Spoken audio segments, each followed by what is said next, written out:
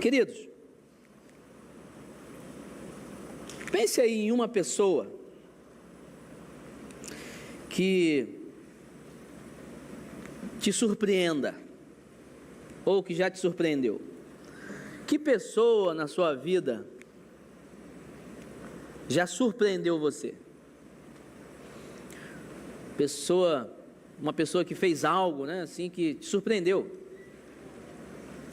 Uma pessoa que com alguma atitude, uma fala, que a vida dela faz com que você fique surpreso, chame a atenção, né? Talvez você vá lembrar do seu pai, da sua mãe. Você possa falar, como, né? Caramba, minha mãe lutou muito, meu pai lutou muito. Nossa, a vida dela me surpreende. Uma pessoa que fez algo por você, ou fez algo por outra pessoa, uma atitude, a atitude de alguém que surpreendeu você. A gente pensa logo, talvez, em pessoas que na história da humanidade fizeram coisas surpreendentes. Você pode pensar em pessoas que realizaram feitos, né, extraordinários. Pessoas que impactaram a humanidade. Mas eu quero que você pense em pessoas do dia a dia. Atitudes que causam na gente um espanto. Atitudes que são simples, que podem parecer pequenas, mas que têm essa capacidade de nos surpreender no dia a dia. A atitude de alguém que causa espanto e, por um lado bom, algo positivo. Fato é que há pessoas que nos surpreendem, vidas que nos chamam a atenção, por suas atitudes, falas, ações, e desde os mais íntimos até os estranhos, até pessoas que você não conhece, mas atitudes no dia a dia em que faz a gente parar, observar, admirar e entender que certas ações, falas, marcam nossas vidas, fazem com que a gente pare e preste atenção, perceba que algo diferente aconteceu, ou pelo menos algo grandioso, mesmo que com uma atitude pequena, mas algo que marca a vida de alguém. É fato que eu entendo que isso é a vontade de Deus para a gente. Eu entendo que viver vidas que surpreendem pessoas é a vontade de Deus para a gente. Eu tenho certeza de que Deus não quer que nossas vidas fiquem no anonimato. E quando eu digo isso, não estou falando que você vai ser alguém de grande sucesso, que toda a humanidade vai te conhecer, mas eu tenho certeza de que a sua vida, a minha vida, ela precisa surpreender alguém. Ela precisa de atitudes que surpreendam pessoas. Nossas vidas precisam ser marcadas por ações, por falas, por gestos que surpreendem pessoas. E claro, do lado positivo. Por isso eu quero ler um texto com você sobre alguém que surpreendeu Jesus. Alguém que fez Jesus parar e mostrar a sua surpresa, mostrar o seu espanto, mostrar que algo diferenciado foi visto nessa pessoa. E é claro que você pode falar assim, pastor, mas nós não temos como surpreender a Deus. Claro que não, Deus sabe todas as coisas. Mas nós temos como alegrar o Senhor com atitudes que surpreendem pessoas. Nós temos como alegrar o Senhor e trazer regozijo a Deus com uma vida que surpreende quem está ao nosso redor, com atitudes do dia a dia, com pequenas coisas, talvez com grandes coisas, mas para que isso aconteça, eu e você precisamos entender que não importa onde você viva, o que você faça, o poder que você acha que tem, Mas se você tem Jesus, você é chamado para surpreender pessoas, para viver uma vida que surpreende quem está ao seu redor. Quem está ao seu redor. Eu quero ler o texto de Lucas, capítulo 7 com vocês. Abra suas Bíblias, por favor, no Evangelho de Jesus segundo Lucas, no capítulo 7. Vamos ler os primeiros 10 versículos desse texto. Lucas 7, a partir do versículo 1. E a palavra de Deus diz o seguinte: tendo terminado de dizer tudo isso ao povo, Jesus entrou em Cafarnaum. Ali estava doente, quase à morte, o servo de um centurião, a quem seu senhor estimava muito. Ele ouviu falar de Jesus e enviou-lhe alguns líderes religiosos dos judeus, pedindo-lhe que fosse curar o seu servo. Chegando-se a Jesus, suplicaram-lhe com insistência: este homem merece que ele faça isso, porque ama a nossa nação e construiu a nossa sinagoga. Jesus foi com eles. Já estava perto da casa quando o centurião mandou amigos dizerem a Jesus: Senhor, não te incomodes, pois não mereço receber-te debaixo do meu teto. Por isso, nem me considerei digno de ir ao teu encontro. Mas dize uma palavra, e o meu servo será curado. Pois eu também sou homem sujeito à autoridade, e com soldados sob meu comando. Digo a um: vá, e ele vai. E a outro: venha, e ele vem. Digo ao meu servo: faça isto, e ele faz. Ao ouvir isso, Jesus admirou-se dele, e voltando-se para a multidão que o seguia, disse: eu lhes digo que nem em Israel encontrei tamanha fé. Então, os homens que haviam sido enviados voltaram para casa e encontraram o servo restabelecido. Glória a Deus pela sua palavra. Irmãos, o centurião, líder de uma centúria, 100 soldados, era um homem de autoridade, um homem de importância. Não era um homem, não era um soldado comum, já tinha um grau hierárquico muito bom. Ele era romano. E ele então teve essa oportunidade de encontrar Jesus. Tinha um servo dele que amava, que era amado muito por ele, doente, quase à morte. E ele então manda os seus servos irem até Jesus pedir que Jesus então curasse seu servo amado.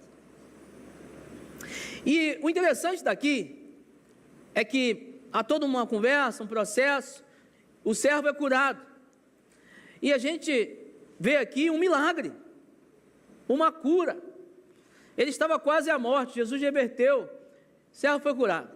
Mas o que mais me espanta nesse texto não é a cura, embora seja algo extraordinário. O que mais me espanta é o espanto que Jesus teve em relação ao centurião. O que mais me chama a atenção é Jesus falando o seguinte: ei, para tudo, esse homem é diferente. O que mais me chama a atenção é o Senhor, Rei dos Reis, é o nosso Deus, chamar a atenção das pessoas e dizer o seguinte: ei, olha para esse homem aqui, ele é diferente. Esse homem conseguiu surpreender Jesus, esse homem conseguiu surpreender os céus, esse homem conseguiu surpreender as pessoas. Esse homem teve um ato que surpreendeu Jesus, e hoje nós estamos falando sobre ele aqui. Mas a verdade é que quando olhamos para o texto todo, não foi apenas um ato, não foi apenas uma fala. Esse homem mostra para a gente características de alguém que vive uma vida surpreendente. Características de alguém que alcança bênçãos, sim. Características de alguém que alcançou algo do Senhor, sim.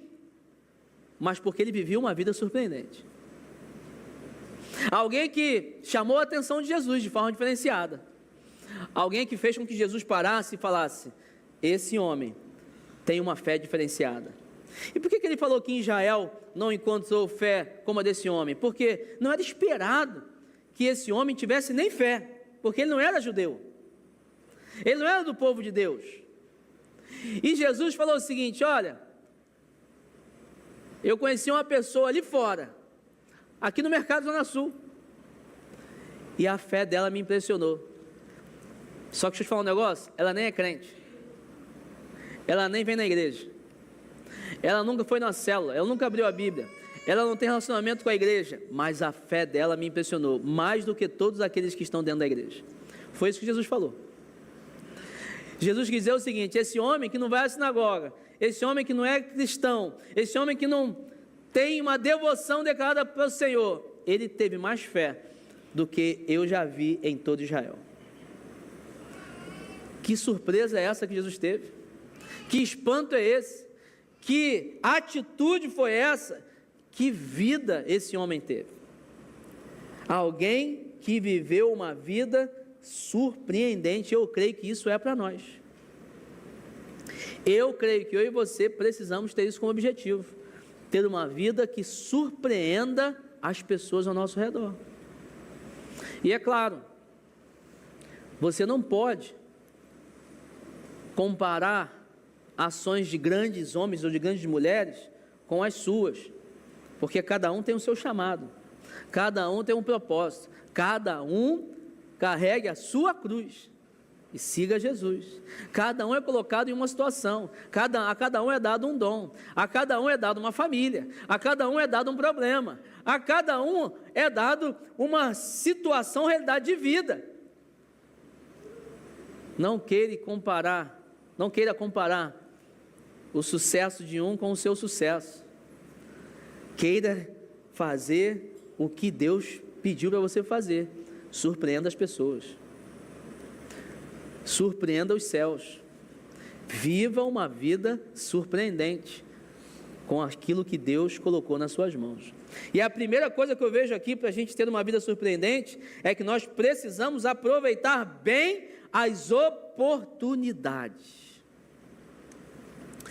Aproveite bem as oportunidades. Versículo 3 diz que ele ouviu falar de Jesus e enviou-lhe alguns líderes religiosos dos judeus, pedindo-lhe que fosse curar o seu servo. Irmãos, aquele centurião, ele ouviu, Jesus está passando aí, opa, ele tinha um relacionamento com os líderes judeus, ele, como você viu, construiu uma sinagoga, ele não era bobo, e ele viu, Jesus está passando aqui, é a minha oportunidade. Manda lá falar com ele alguém, por favor, interceda ao meu favor, meu servo está doente, eu não posso perder essa oportunidade. Esse homem, mesmo sendo um centurião, uma autoridade romana, ele reconheceu que precisava de algo que era incapaz de alcançar através do seu poder, do seu alcance, da sua relação de amigos ali, do seu campo de influência. Esse homem poderia, por exemplo, ver barreiras como, ele era romano, Jesus judeu, um nível diferente, judeu era uma pessoa de nível diferente em relação aos romanos. Não vou falar com ele, vou pedir ajuda a um judeu? Não, eu tenho alcance dos melhores médicos, mas ele venceu essa barreira social de nível, ele tinha uma autoridade terrena. Quem era Jesus, gente? Era um carpinteiro. Para um romano, Jesus era um carpinteiro, ele era uma autoridade, mas ele foi pedir ajuda ao carpinteiro, ele estava acostumado a ser servido. A Bíblia mesmo fala aqui, ele diz, olha, eu mando ir, vai, eu mando vir, vem, eu estou acostumado a dar ordem, mas ele foi lá pedir um favor, ele foi querer um presente, ele foi pedindo um presente, ele quis um presente, ele foi se humilhar para receber algo, pedindo por aquilo, não mais mandando. Ele estava longe de Jesus, fisicamente, geograficamente, então ele teve que se movimentar, saiu da sua zona de conforto, ele saiu de um ambiente que era do seu domínio, de controle. Ele poderia encontrar muitas desculpas, e com isso perder a oportunidade de alcançar a bênção, uma saída, a salvação, mas pelo contrário, ele soube aproveitar aquilo que tinha nas mãos dele. Deixa eu te falar, Jesus ele está aqui hoje, Eu e você, nós temos a mesma oportunidade. Eu e você temos a mesma oportunidade, não só aqui hoje no culto, mas todos os dias. Jesus está acessível a nós todos os dias. Deus, o Espírito Santo, a palavra de Deus, as bênçãos, o mover do Senhor está acessível a nós todos os dias. Eu te pergunto, você tem aproveitado essa oportunidade? Você tem acessado a dádiva da presença do Senhor todos os dias? Você faz isso quando a notícia ruim chega? Qual é a primeira coisa que você faz? Qual é a primeira pessoa a quem você pede ajuda? Qual é a primeira frase, pensamento que sai na sua mente? É chamar por Jesus, é clamar por Jesus? Nós temos uma grande oportunidade nas nossas mãos, o acesso livre ao Senhor, e às vezes nós estamos perdendo ou deixando de lado essa oportunidade. Eu, por exemplo, eu não gosto de ficar doente, não sei se você gosta, mas eu não gosto. Acho que o Davi gosta, né, Davi? Eu não gosto de ficar doente. Ficar doente é muito ruim, né, gente? É muito chato. Aí dá uma dorzinha de cabeça, pelo amor de Deus, eu já vou logo pegar um remédio. Mas eu oro antes. Eu falo assim: Senhor, eu creio que o Senhor pode me curar essa dor de cabeça agora. Mas vou tomar um remédio aqui também. Eu sei que o Senhor pode usar o remédio. Mas eu clamo pelo Senhor. A primeira pessoa que eu chamo é Jesus. Mas Ele deu inteligência aos médicos também, aos cientistas aí, aos farmacêuticos. Eu vou tomar um remédio também. Mas a primeira pessoa que eu lembro é Jesus. Como é que é com você? Você também é assim? A primeira pessoa que você lembra é Jesus? O primeiro nome que você chama é Jesus? O primeiro remédio que você lembra que funciona é o nome de Jesus? Eu, quando perco uma chave de casa, eu podia perguntar para a Dani, mas eu pergunto logo para o Espírito Santo: onde é que está? O Senhor sabe onde é que está. Eu passo: o Espírito Santo, eu botei aonde? Aí eu pergunto para ela: Dani, você viu a chave? E o Espírito Santo pode usar a vida da Dani. Não é? Mas pode, não é não? Rapaz, essa semana passada, eu perdi a chave do carro. E é a chave principal, né? Que tem o código. Eu falei: poxa vida, misericórdia. Aí vai mais uns 400 reais. Eu estou de mudança, comprando tudo novo. Falei: tá bom, né? Beleza, mas vamos embora, vamos seguindo. Mas eu orei, falei: Espírito Santo, me ajuda a achar essa chave. É um dinheirinho, né? Não queria gastar esse dinheiro agora não. E entreguei ao Senhor. Meu irmão, eu fui calçar o tênis.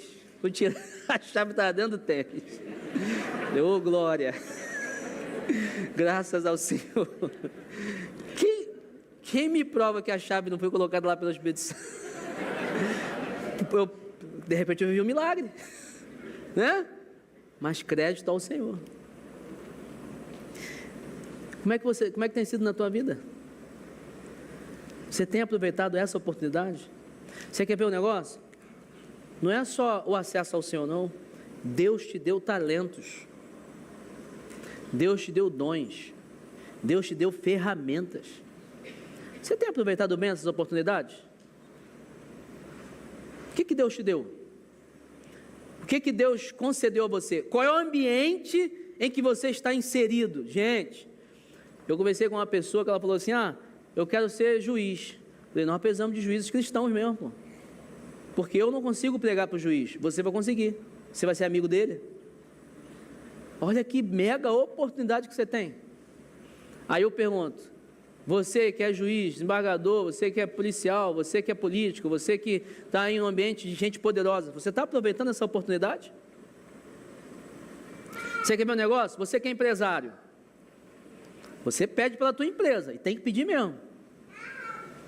Mas você aproveita a oportunidade que você tem para você fazer um culto na tua empresa? Não vem com essa não: pô, pastor, tem que respeitar todas as religiões. Irmão, faz um culto na tua empresa, respeita as religiões. Quem quiser ir, vai. Quem não quiser, não vai. Você só fala: quem não vier, passa no RH depois. Mas está respeitando. Mas você entendeu? Você tem uma oportunidade. Uma oportunidade de pregar o evangelho na sua empresa. Está todo mundo ali, você que é o patrão mesmo. Falou assim: meio-dia a gente vai almoçar, a gente vai ter um culto aqui, quem quiser participar é bem-vindo. Qual é o lugar onde você está inserido? É uma oportunidade.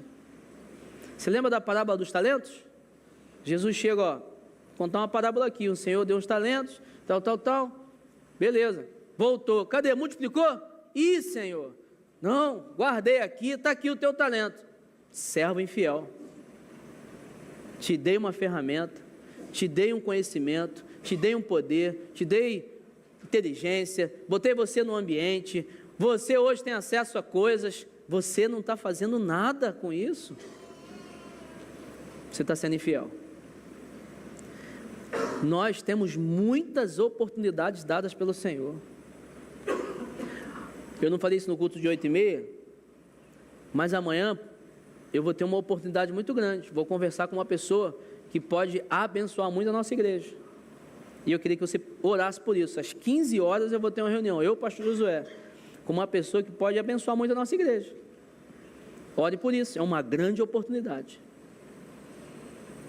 E aí, nós vamos poder abençoar muito mais pessoas se nós conseguirmos ter sucesso nessa conversa.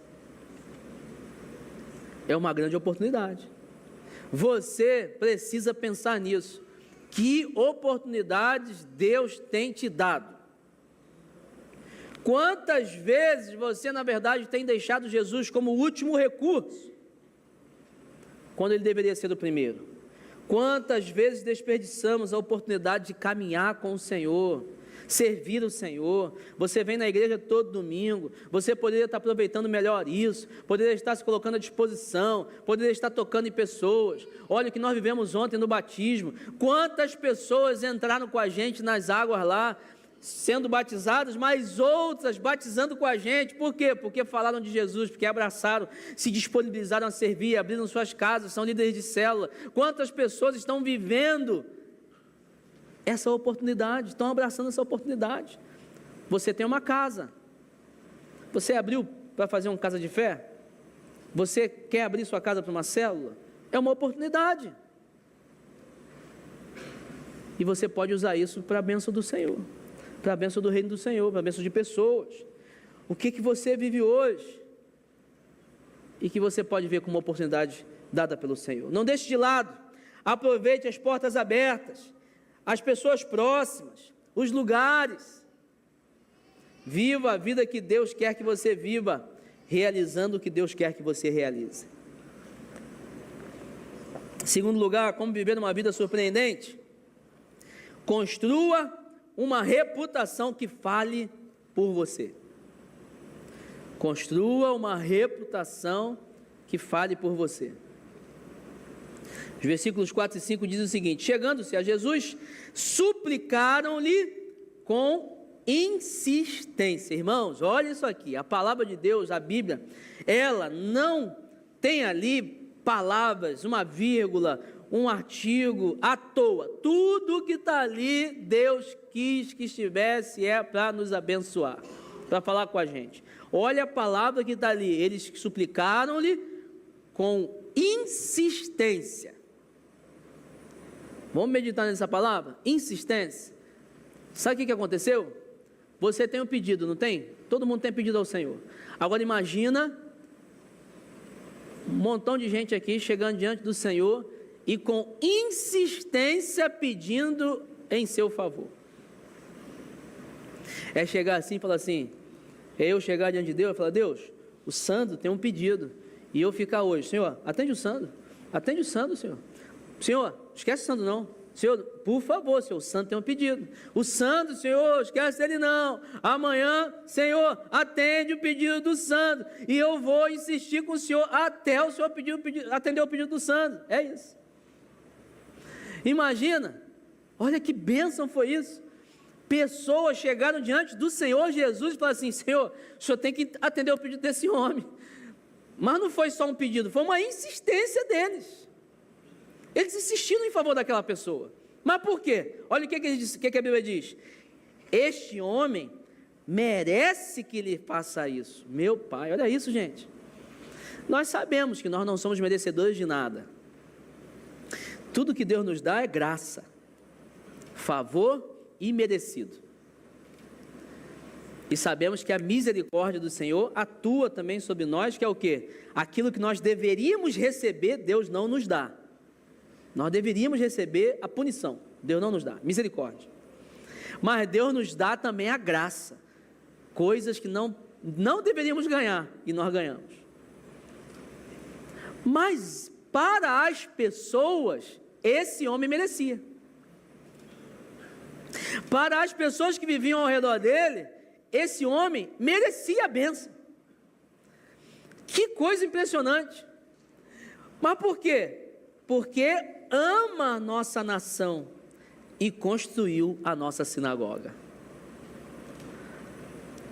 Nós temos, por exemplo, na história da Igreja Atitude, pessoas que não vêm aqui na igreja, nem são cristãs, mas nós agradecemos ao Senhor, porque elas foram ferramentas de bênção para a igreja. Pessoas que, com recurso, com conhecimento, campo político, uma empresa, favoreceu a igreja. E nós honramos a vida delas, louvamos a Deus pela vida delas, agradecemos a Deus por elas e somos muito felizes por isso. Não são cristãos ainda, mas nos ajudaram. Foi o que aconteceu com esse centurião. Esse centurião, ele construiu uma reputação, ele construiu um conceito sobre a vida dele por anos de convivência com o povo de Deus, a ponto deles falarem o seguinte: ele ama a nossa nação. Olha isso, gente. Uma pessoa não constrói um conceito desse de um dia para o outro. Eles disseram que esse homem construiu a sinagoga deles. Uma sinagoga não é construída de um dia para o outro. Então esse homem, dia após dia, foi se relacionando com o povo. E aí, como é que está lá o José? Pode deixar aqui na tendinha ali do João, ninguém vai mexer não, hein? Aqui está tudo em paz. Vocês podem ir cultuar à vontade, hein? A sinagoga de vocês está pronta. Olha só, as crianças aqui podem brincar. Que legal, nasceu mais um filho aí, né, na família, que bom. Era como ele convivia. Ele amava a nação. Ele amava as pessoas. E por amar, ele se importava. Ele sabia da vida. Ele talvez passeava por Jerusalém e falava lá com o judeu: opa, beleza, como é que você está? Agora eu imagino as famílias judaicas indo para a sinagoga, chegando na sinagoga, sentadas lá, e eles falando: poxa, glória a Deus pela vida do centurião, né? Nós temos uma sinagoga aqui. Eu imagino as famílias almoçando depois do culto, e eles orando. Vamos orar pela vida do centurião também, que ele é um homem que abençoa a gente. Eu imagino o pai e a mãe falando assim: ei filho, quando você passar pelo centurião, cumprimenta ele, hein?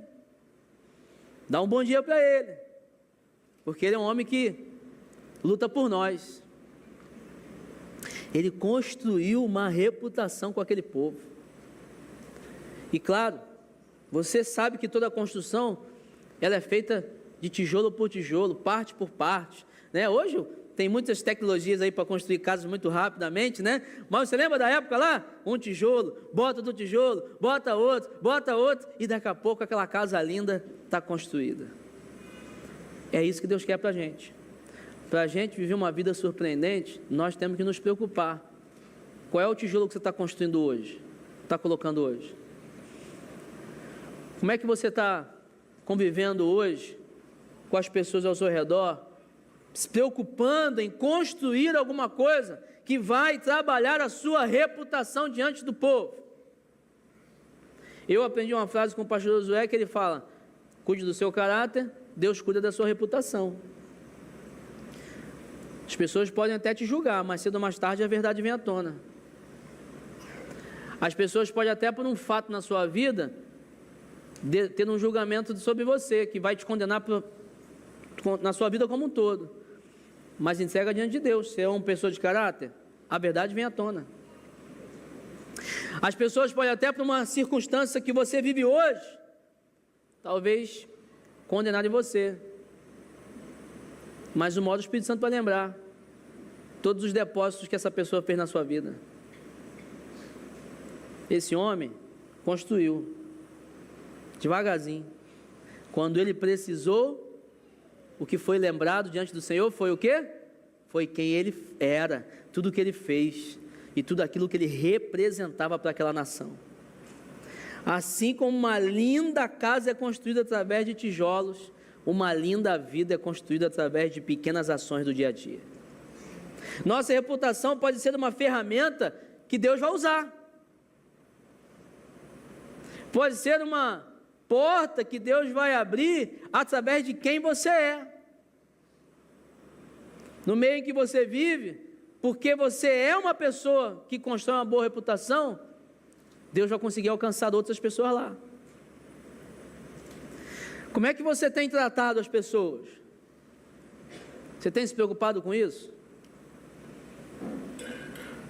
Como é que você tem se preocupado com os seus funcionários, você que é patrão, você que é empresário, ou você que tem pessoas abaixo do seu grau hierárquico? Como é que você que é funcionário tem se comportado no seu ambiente de trabalho? Quando você sai, o que as pessoas falam de você? O que você tem de testemunho? Você abre ou fecha portas?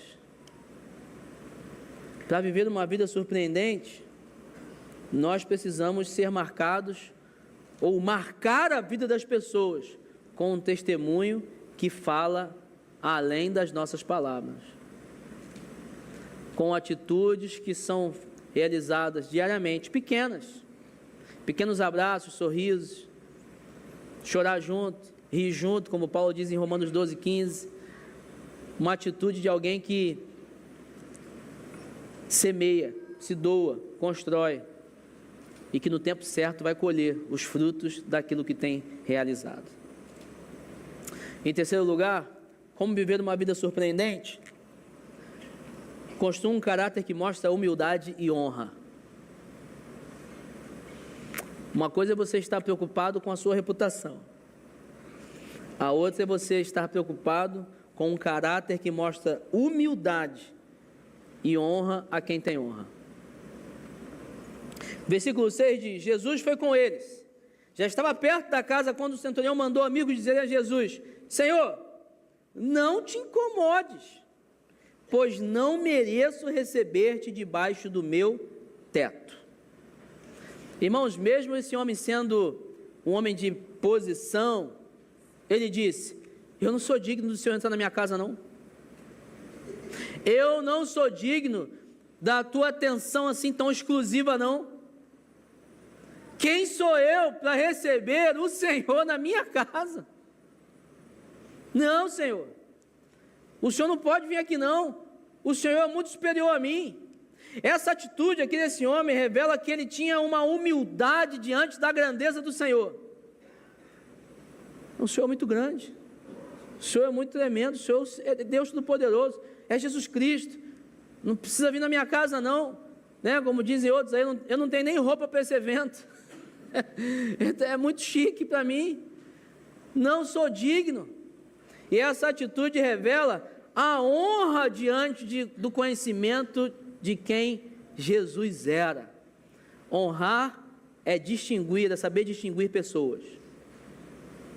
Honrar é saber o seguinte: não, essa pessoa aqui, ela é diferenciada. Porque ela é melhor?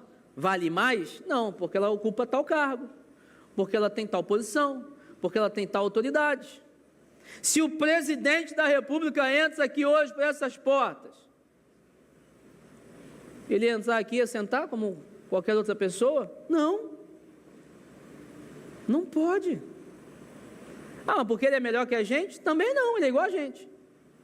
Mas ele ocupa uma posição de autoridade e que requer um protocolo de honra para ele. O GSI ia chegar aqui 2, 3 dias antes e investigar, aquela porta ali vai ter que ser fechada, só vai entrar por ali, aquilo fecha, tem que ter um espaço separado, tem um protocolo, a autoridade está aqui. Pastor, mas a gente gosta do presidente, não gosta? Não, a questão não é essa, ele é o presidente. E quem dera se ele viesse aqui, para ele ouvir a palavra do Senhor. O Senhor Jesus está aqui todo dia. Qual é o protocolo de honra que você tem dado ao Senhor? Pessoas ao seu redor merecem honra. Você tem tido essa honra com eles? com elas. A palavra de Deus deixa para a gente muito claro que o céu, na linguagem do céu, existe a linguagem da honra. O Senhor fala assim: quando você entrar no ambiente, senta na frente não, senta lá atrás. Por quê? Porque se você tiver honra, merecer a honra, alguém vai te identificar. Ei, não, você aí não, pô, você é aqui na frente. Você é diferenciado, você é líder, você é o responsável, você é a autoridade, você é aqui na frente.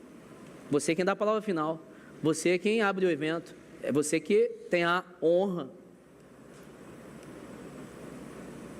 Agora, se você não tem honra e senta na frente, você vai passar uma vergonha danada, que alguém vai falar assim: cara, tem como você sair daqui, porque esse aqui é o lugar de uma outra pessoa.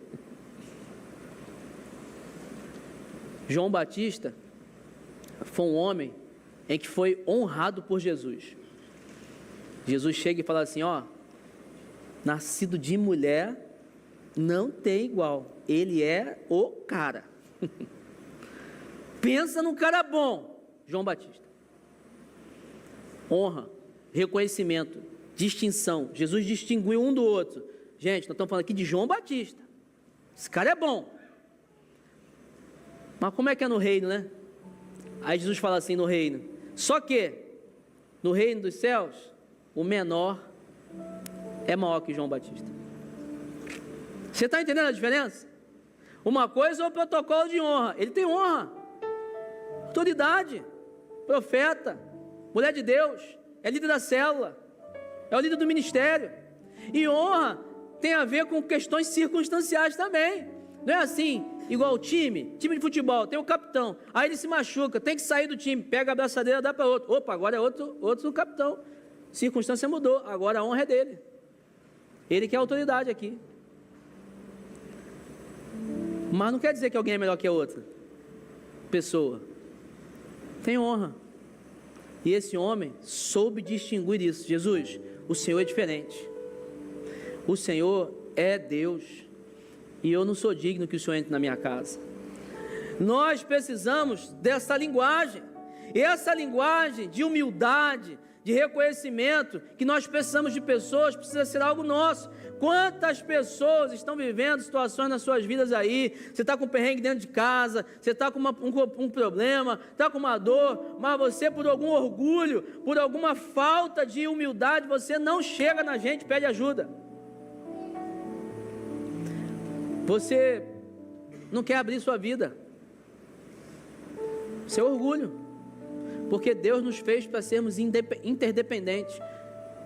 Nós precisamos uns dos outros. Talvez a chave para resolver o teu problema está com uma pessoa que está sentada do teu lado. E ela não é melhor que você, nem pior. Mas é porque Deus fez assim mesmo. Deus colocou às vezes soluções dos seus problemas na vida de outras pessoas. E se você se abrir, as coisas começam a se encaixar. Mas você precisa de humildade para isso. Você precisa reconhecer: eu não sou o centro das atenções, eu não sou o todo-poderoso, eu não sei de tudo, eu preciso de pessoas. Não importa se eu sou o CEO, se eu sou o dono, se eu sou a autoridade máxima no local, eu preciso de pessoas. E a linguagem do céu é uma linguagem de honra também, porque honra traz benefícios para quem honra. Olha só, Tiago 4,6: Deus resiste aos soberbos, mas dá graça aos humildes. Você quer a graça de Deus na tua vida? Seja humilde. Provérbios 3,9: honra ao Senhor com os teus bens e com a primeira parte de todos os teus ganhos, e se encherão os teus celeiros, e transbordarão de vinho os teus lagares. Ou seja, caramba, eu vou honrar, eu ainda que ganho. É isso mesmo. Eu que estou com atitude de honra, estou tirando do meu, estou dando: Senhor, nem é meu, o Senhor que me deu, toma. Aí Deus vai e enche mais. É a linguagem do céu.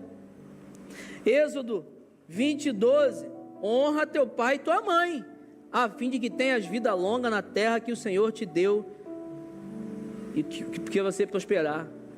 Irmão, isso é tão profundo, que a gente, como filho, né? Filho, a gente às vezes é vacilão pra caramba, né? A gente desobedece pai, não honra. Mas é porque a gente não é maduro. Agora, quando você tem uma certa maturidade, tem uma certa inteligência, e você não honra teu pai e tua mãe, sabe o que você está fazendo? você está pedindo para Deus para você morrer, para Deus te levar. Porque a palavra diz: honra para que sejam prolongados os teus dias na vida, na terra. Então, ou seja, eu quero viver, eu quero chegar até os 90 anos aqui bem, pelo menos, né? Saúde. Então tem que honrar pai e mãe, pô. Inclusive hoje é aniversário do meu pai. Ora pelo meu pai aí, né? Parabéns, se meu pai está me escutando aí. Parabéns ao meu pai. Honra o pai e mãe, porque eu quero viver bem nessa terra. É benefício para mim. E às vezes nós estamos assim: vou honrar aquela pessoa nada. Mas é líder de célula, é igual a mim. Honra. Poxa, você precisa entender que se há alguma pessoa que ela está exercendo alguma autoridade espiritual na sua vida, uma autoridade no trabalho, uma autoridade de alguma circunstância, a Bíblia nos garante isso. Foi Deus que colocou lá, Deus que permitiu. A Bíblia garante: toda autoridade é colocada por mim. E se Deus colocou, não briga com Deus não. Honra. Não trate com uma pessoa melhor que outras não é isso, mas honre. Viva uma vida que vá surpreender os céus. Caramba, tá vendo? Olha lá, irmãos, essas coisas só acontecem aqui na igreja mesmo. Você vai ali na recepção, não é que na igreja, na nossa, né? Mas só no ambiente de igreja mesmo. Você chega na recepção, tem uma pessoa ali abrindo a porta para você. Às vezes a água caiu, ela corre lá, pega uma vassoura para limpar ali, um pano. Mas essa pessoa às vezes é um desembargador, é um juiz, é um médico famoso, é o dono de uma empresa, que na semana tem gente servindo para ele tudo. Aí ele chega aqui, ele está servindo. Aí quem entra ali é o porteiro do prédio. Entrou. Tem alguma coisa contra o porteiro do prédio? Não, é um emprego. Mas durante a semana é o porteiro do prédio que está abrindo a porta para todo mundo. Mas aqui na igreja, ele entra porque tem às vezes um juiz ali abrindo a porta para ele. Só acontece na igreja, irmão. Isso só acontece aqui. Porque tem linguagem de honra, de humildade. Uma vez, um irmão hoje, que é pastor de uma das nossas igrejas da Atitude, ele era meu discípulo aqui, quando a gente estava em Ipanema. Ele falou comigo assim: pastor, estou com um problema na célula. Por quê? Porque eu tenho esse emprego, é um emprego digno, mas é um emprego humilde. Chegou lá um fiscal da Receita Federal na minha célula. E aí? Ele está me chamando de senhor. Eu falei: e daí? Ali tudo igual, irmão. E você é o líder da célula, você tem honra. Tem que chamar de senhor mesmo. Ele está honrando você. Receba a honra que é devida a você. E aí você, por ser honrado, sirva a Ele. Porque é uma linguagem nossa também. Quem é líder, quem é autoridade, serve. Se dedica, ajuda. E assim a igreja prospera. Você quer viver uma vida surpreendente? Seja humilde. Viva a cultura da honra. E surpreenda as pessoas ao seu redor. Em último lugar, como viver uma vida surpreendente? Ande por fé e não por vista. Depois que aquele homem falou aquilo ali, nos versículos 6 em diante, 7, 8 e 9, ele fala o seguinte: Jesus, uma palavra do Senhor e meu servo vai ser curado, eu tenho certeza. Uma palavra. Se o Senhor, da onde o Senhor estiver, o Senhor falar, cure agora, ele vai ser curado. Então não precisa nem o Senhor vir aqui. O Senhor não precisa nem perder tempo. Vem aqui, é muita coisa para o Senhor. Mas dá uma palavra, ele vai ser curado. E a Bíblia diz que Jesus se surpreendeu, parou naquele momento, olhou para aquele homem e falou assim: olha, esse homem é diferenciado. E aí daí a Bíblia fala que quando eles voltam para casa, aquele servo foi encontrado curado. Aquele homem tinha uma certeza: não precisa Jesus chegar aqui, não precisa fazer ritual, eu não preciso fazer 7 semanas, eu não preciso entregar nada. Se Deus falar, vai acontecer. É fé, certeza, está nas mãos do Senhor. Se Ele quiser, vai acontecer.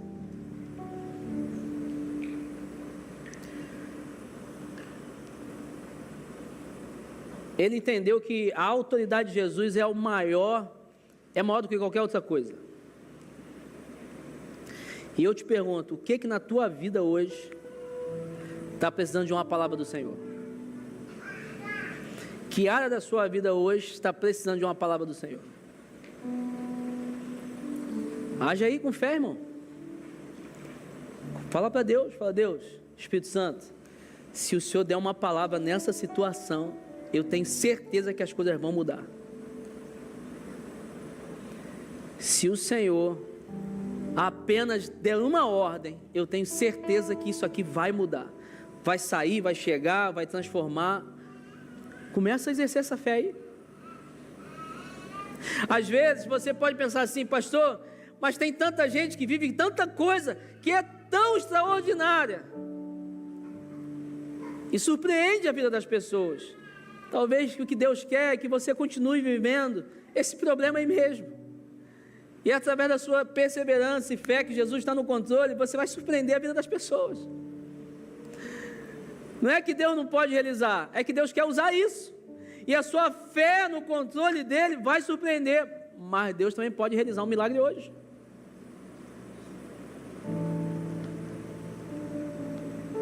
O que Deus precisa fazer na sua vida hoje que basta uma palavra dele para que a coisa aconteça?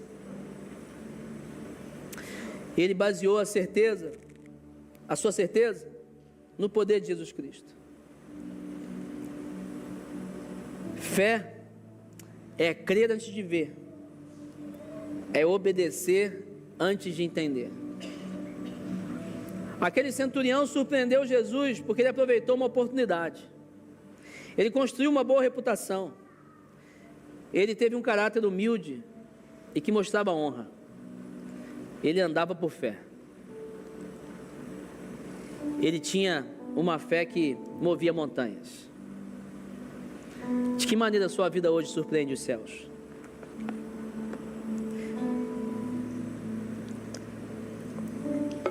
Antes do culto aqui, do culto das 11, um casal veio falar comigo, pastor, aconteceu. E eu tinha chegado para esse casal e falei assim, olha, vamos fazer um propósito com Deus?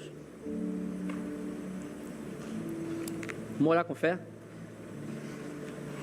Senhor, é isso, isso e isso, o Senhor pode fazer. Mas eu falei para ele assim, vamos entregar ao Senhor. Senhor, se o Senhor não fizer, o Senhor é Deus. Se o Senhor fizer, é Deus. Mas nós sabemos que o Senhor pode fazer. E ele veio me dar a notícia, Senhor, está aqui, o Senhor fez. Eu não posso contar esse testemunho porque é o testemunho deles. Mas eu orei. E Deus respondeu. Porque eu tinha certeza, se o Senhor quiser, vai acontecer. O que na tua vida hoje precisa acontecer para que você saia daqui com a certeza de que se o Senhor quiser, vai acontecer? Está na hora da gente andar mais por aquilo que a gente crê mesmo de fato, que Deus pode fazer todas as coisas.